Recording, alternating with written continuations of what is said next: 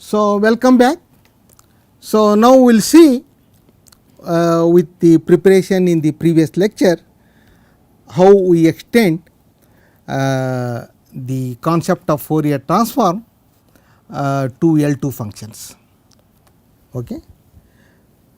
So, again let me recall the expression for the Fourier transform. So, this is f cap j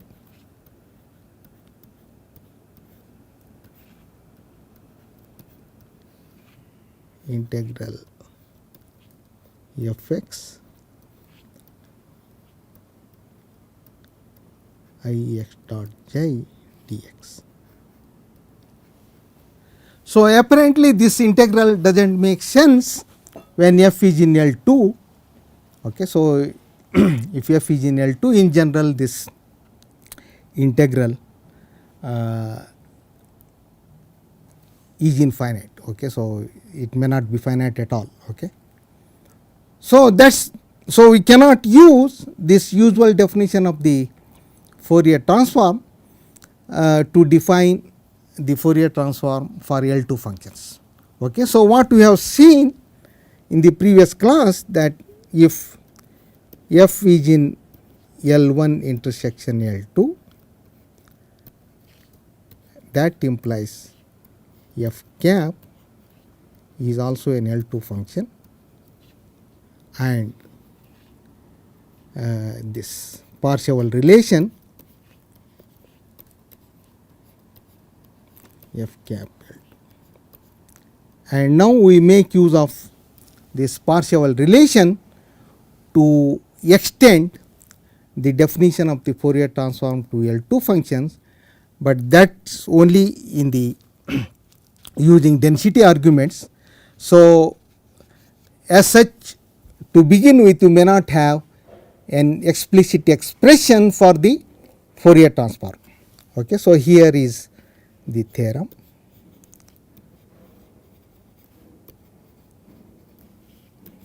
Okay. So, for each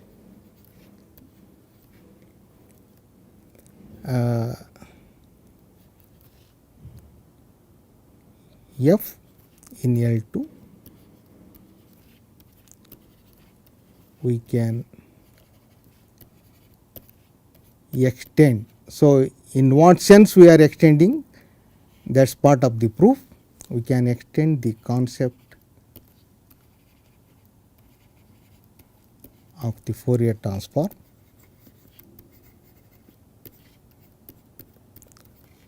to define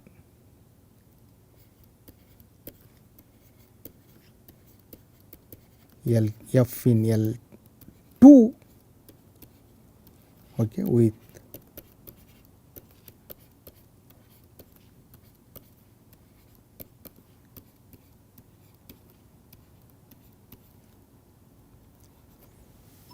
and furthermore. So, this extension. So, let me just state that this extension. So, later on we will see a different method to do the same thing. This extension again denoted by f. So, this is a unitary operator. Okay. So, let me just, if you know some operator theory in Hilbert spaces, it is fine, otherwise I just mention this is a unitary operator, okay, with this F4 identity. Okay. So, this is 1 1 on 2, and of course, it satisfies the Parseval relation. So, that is why this unitary comes. So, this is called isometry. Okay. And isometry may not be onto. So, in this case it is also onto. So, you just get this in L2.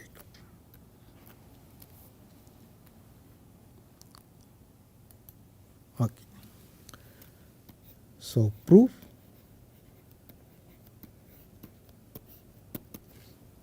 L1 intersection L2, of course sitting in L2, is dense. Okay. So in fact we can take continuous functions with compact support which are both in L1 and L2 and they are dense. Okay. So as such, so there exists a sequence Fk in L1 intersection L2 such that Fk minus F converges to in L2 norm to 0. So remember F is in L2. So starting with an L2. But for such functions, so we already know that, so but then Fk cap is in L2 and this Parseval relation holds. Fk. By linearity we have, so that implies, so this Fk hat minus Fl hat into is Fk minus Fl. This is by linearity. And since the sequence Fk converges to F in L2, so in particular it is Cauchy sequence and this goes to 0 as Kl tends to infinity. So therefore we see that this Fk is the sequence Fk cap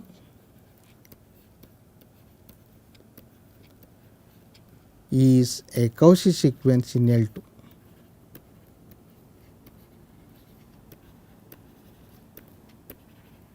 And by completeness, so that implies Fk hat converges to an L2 function and that we denote it by F hat. Okay, so this is slightly abuse of notation because we don't know what that limit is, but certainly we know it converges to an L2 function. Okay, and this we call this Fourier transform of the function F. Okay, so we say F cap, this limit is the Fourier transform of F.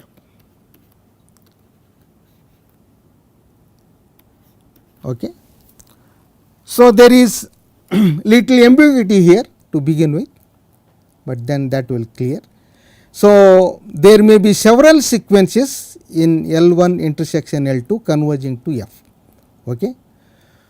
So in that case the corresponding Fourier transform sequence also converges to something, and what is the guarantee that the limits are the same. Okay. So that we have to settle it. Okay. So suppose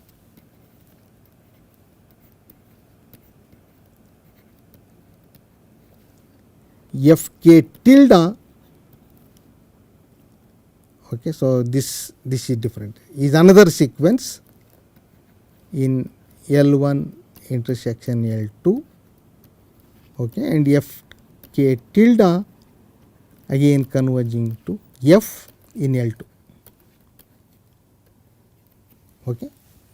And then the corresponding Fourier transforms, then the Fourier transform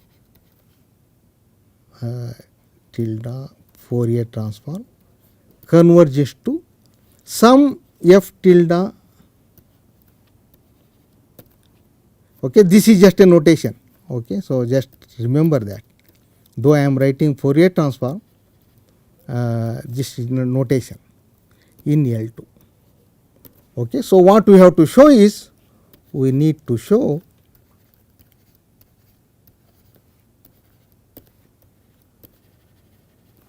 this f hat, the earlier one, is same as this f tilde hat. Okay. So, if you need, you can use some different notation, and then finally you call, when we show that limit is unique, then you can put the cap. Okay. So, I am just writing it here, but this is easy. Okay. So, you just write f hat minus f tilde hat. So, you just f minus f k. So, this is usual manipulation.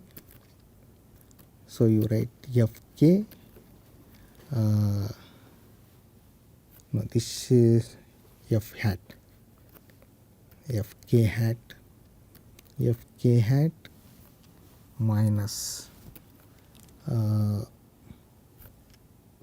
f tilde cap k, okay, plus f k tilde hat minus, okay. So, you take the L2 norm. So, triangle inequality, etc.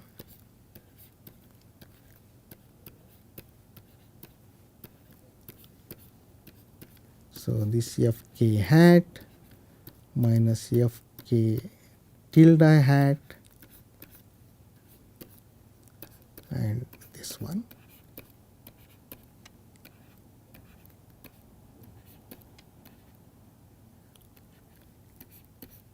Okay, all are in L2. The first term and the last term, they go to 0, and the middle term again use the partial relation. So, this is just f k minus f tilde k. Okay, so, but both f k and f k tilde, they converge to the same f in L2, and hence their difference goes to 0 as k tends to infinity. Okay. So, the limit is unique, and that we call it as the Fourier transform of f. Okay.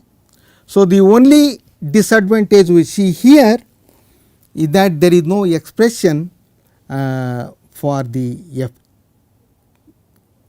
Fourier transform of f that appears as limit of some sequence in L1 L2. Okay. But however, not everything is lost. Okay. So, this I state just as a theorem without proof. So, let f belongs to L2. So, define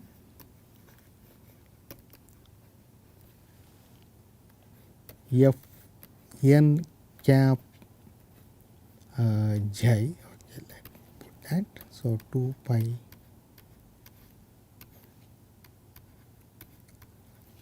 integral. Now, I restrict the domain to this n.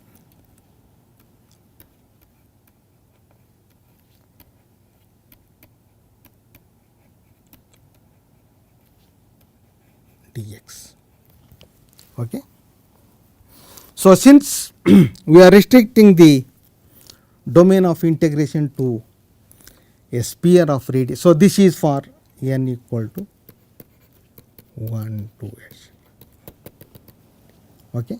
Since we are restricting the domain of integration to a sphere of radius n, so this integral is well defined. Okay. So, more generally I will just recall, if omega is bounded, so this is again from your integration theory, omega is bounded, then LQ omega not only subset, but it is also continuous embedding in LP omega P is less than.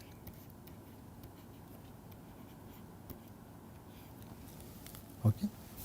So that L2 function, since we are restricting a bounded domain, it's also in L1. So these Fn caps are well defined. So even for this L2 function. So then Fn cap converges to F cap. So this is obtained from the limiting process, obtained from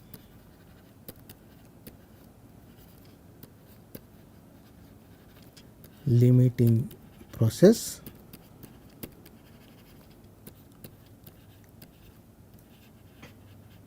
in the mean.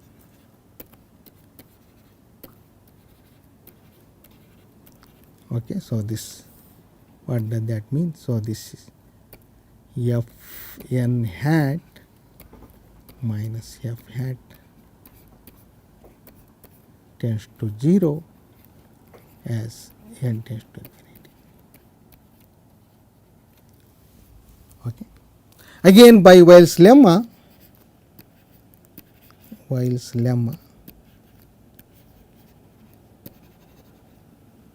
implies there is a subsequence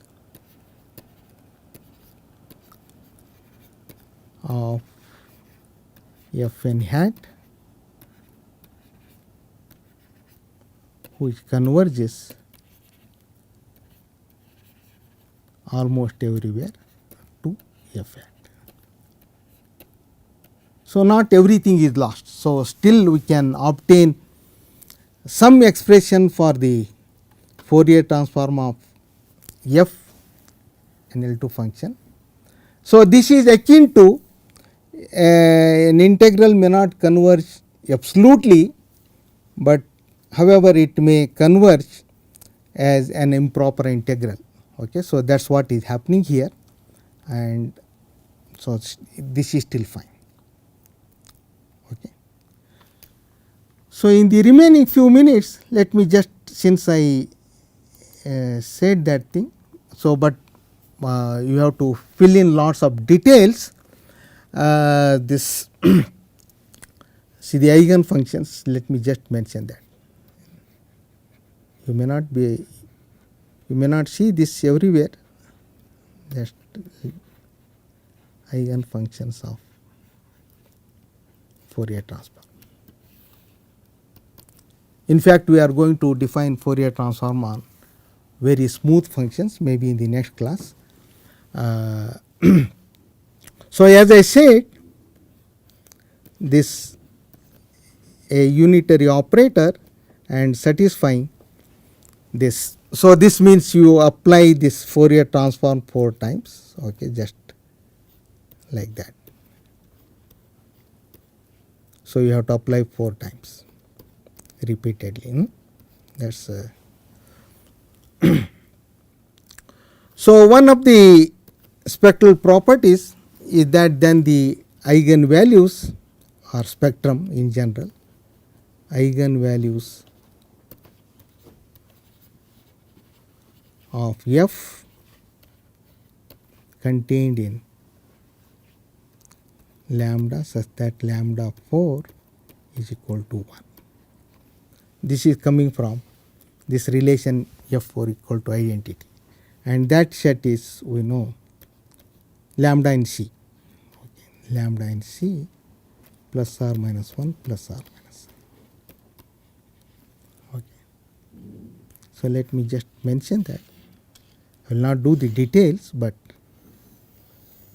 okay, so there is 1 minus I minus 1 and 1 plus I. So we have already seen that this function e to the minus x square by 2, if I take the Fourier transform, I get the same thing.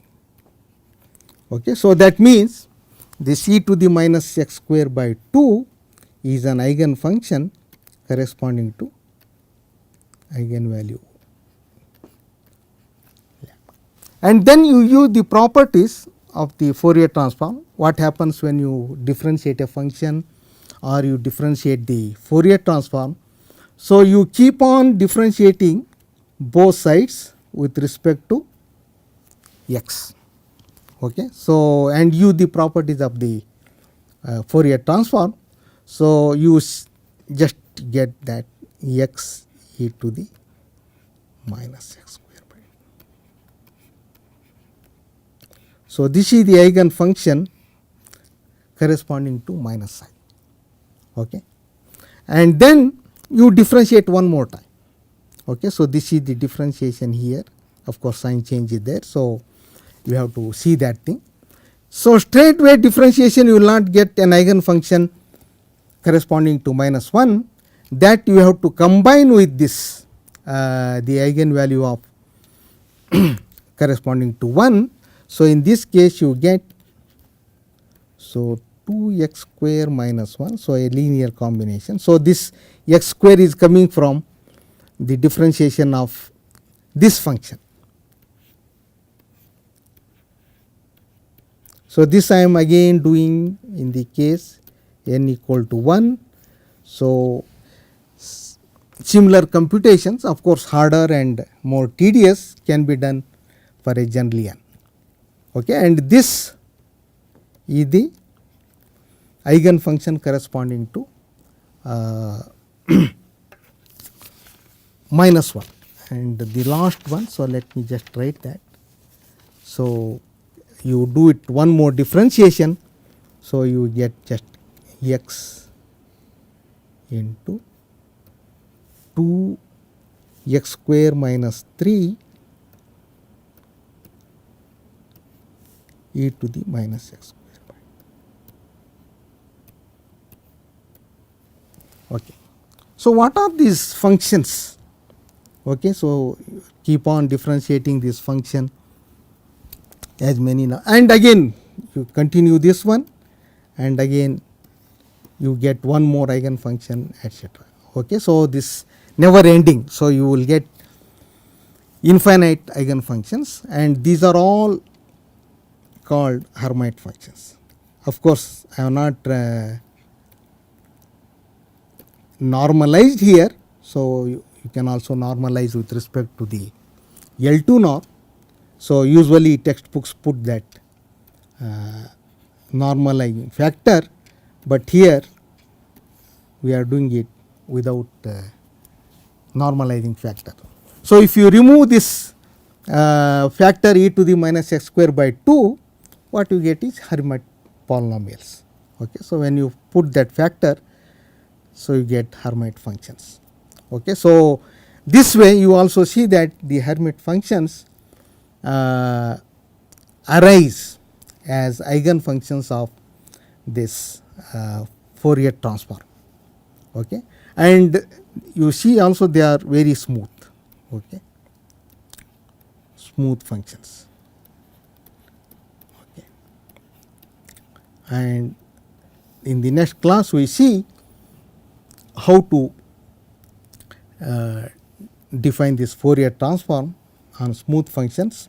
There is a class, it is called Schwarz space, and then we can also extend the notion of Fourier transform not only to LP functions, but more generally the so called tempered distributions. Okay. So, that is a discussion of the subsequent lectures. Thank you.